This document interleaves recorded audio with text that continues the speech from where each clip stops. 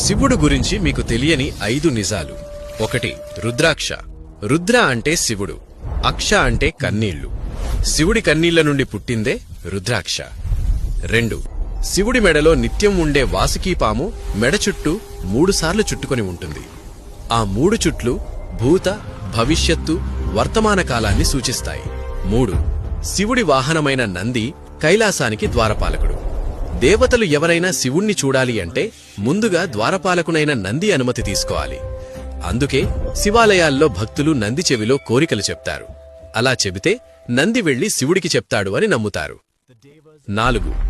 శివుడి ఆయుధమైన త్రిశూలానికి ఉన్న 3 కొనలు కోరిక, చర్య, జ్ఞానాన్ని సూచిస్తాయి.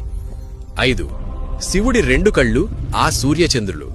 ఒకసారి శివుడు ధ్యానముద్రలో ఉన్నప్పుడు పార్వతీదేవి అక్కడికి వచ్చి సరదాగా శివుడి 2 కళ్ళని మూసేస్తుంది. దాంతో లోకమంతా అంధకారంలోకి వెళ్లిపోతుంది. శివుడి శక్తి అంతా అగ్నిరూపంలో మారి 3వ కన్ను ఏర్పడుతుంది.